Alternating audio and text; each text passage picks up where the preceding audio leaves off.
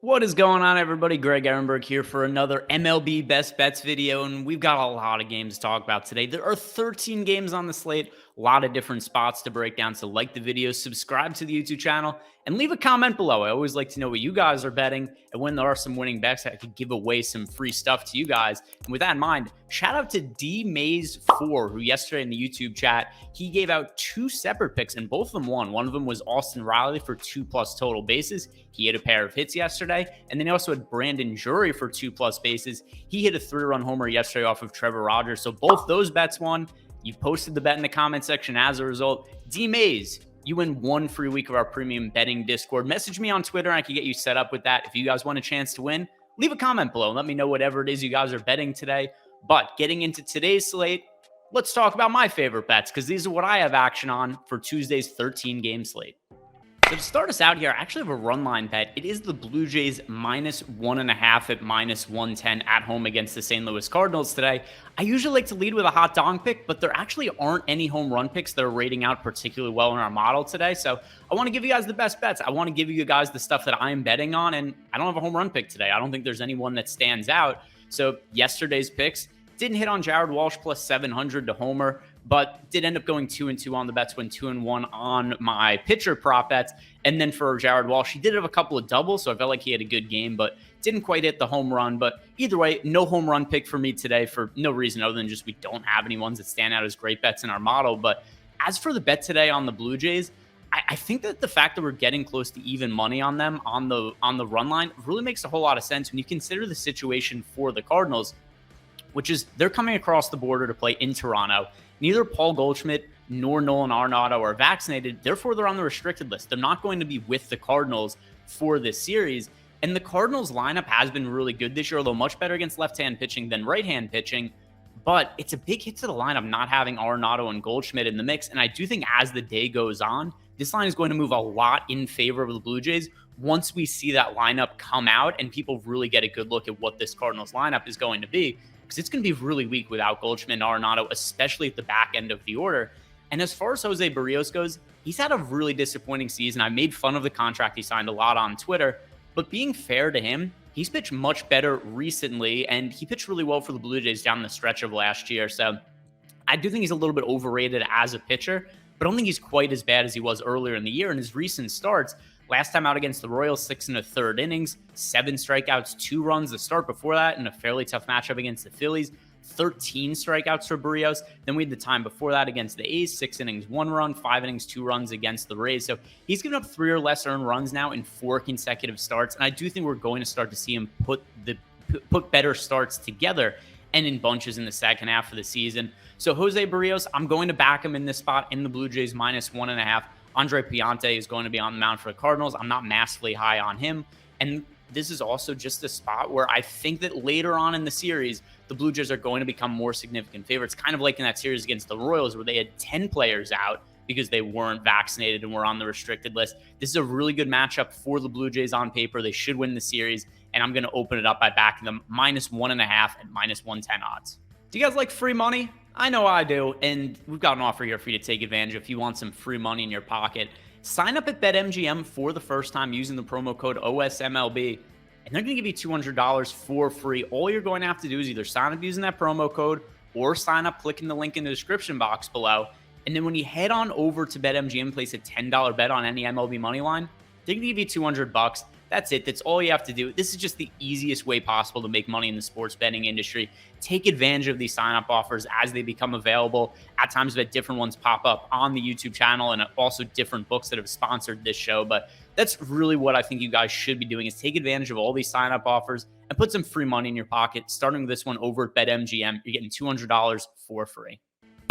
So yesterday I went 2-1 on my pitcher prop bets. The only one I lost, it was under 3.5 strikeouts for Zach Greinke. If I remember correctly, the odds were something like +132, +134, something along those lines. So it was a plus money bet. It was one I felt really good about. Ultimately didn't win because, well, the Angels suck. They couldn't hit anything. Zach Greinke's out there generating swing and misses with a 67 mile per hour curveball and an 88 mile per hour fastball. It was really just a bad showing for the Angels. So of course today, I'm going right back to the well. I'm looking at another strikeout prop and under against them with Angels Zerpa, an over-under of 3.5 strikeouts. I'm siding with the under.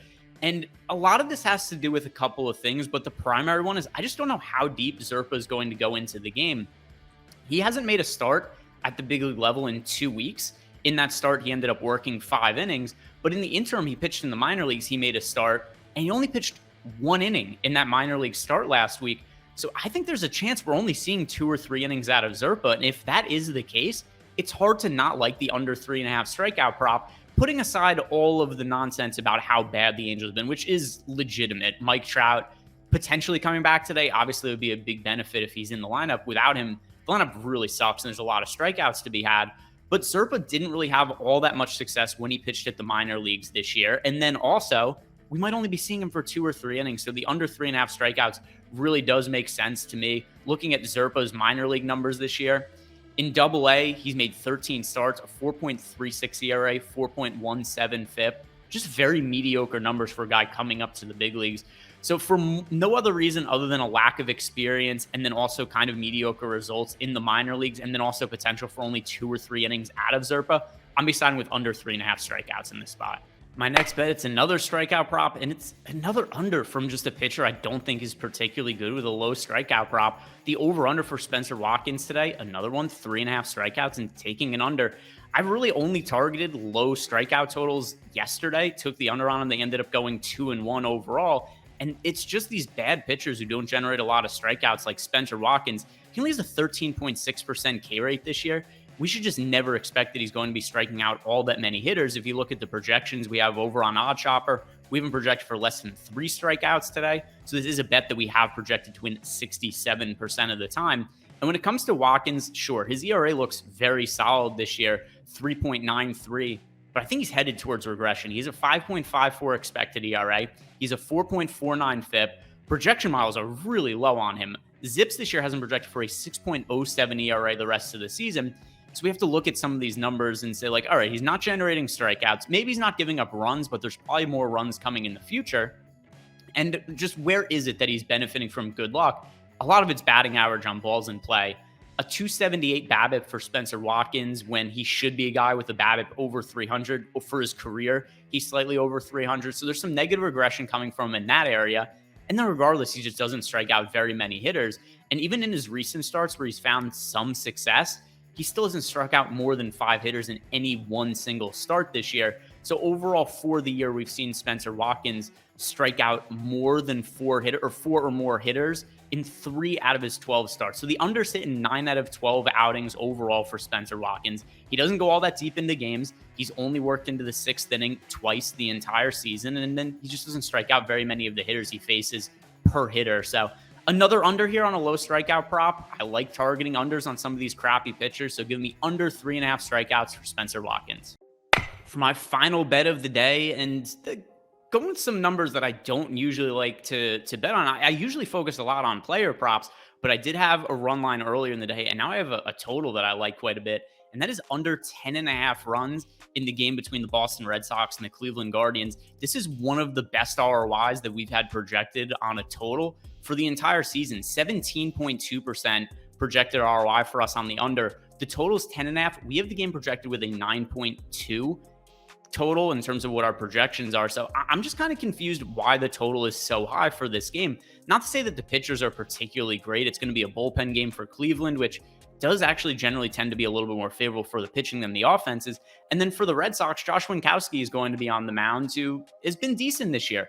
4.38 ERA, 4.01 expected ERA, and neither of the teams in this game are particular juggernauts on offense. We've got for the year, the Red Sox are middle of the road against right-hand pitching. We have them 17th in baseball, 97 WRC plus, so just slightly below league average. And then the Guardians, 107 WRC plus, just slightly above league average. So I just don't really understand why the line is what it is. I do think our projection right around 9 runs is probably the more accurate total for this game when you consider the offenses on the whole fairly pedestrian. And then the pitching also pretty mediocre. It's not like these pitchers are expected to get totally slammed on most games. So in terms of the total here, it's not that I think that this is a game that should be like 3-2 or anything like that, but 5-4, 6-3, these are reasonable expectations for the final score of the game. So I like the under here. Our model likes it a whole bunch. Like I said, 17.2% projected ROI on the under. One of the better total bets that we've seen all year. So I really do like this one quite a bit. That's what I'm closing out this video with, under 10.5 runs in the Red Sox Guardians game. So to recap the bets that I'm placing for tonight's baseball slate, Toronto Blue Jays minus 1.5 runs against the shorthanded Cardinals. Then we've got Angel Zerpa under 3.5 strikeouts, Spenser Watkins under 3.5 strikeouts, and then finally under 10.5 runs in the Red Sox Guardians game. These are my favorite bets. What are your guys? What do you have action on for tonight? Whatever it might be, let me know in the comment section below. Always like to hear from you guys and give out some free stuff like I did earlier to D-Maze4 with his winning bet in the comment section. Also, like the video, subscribe to the YouTube channel. Have a great night. Good luck, and I hope to see you guys back here tomorrow.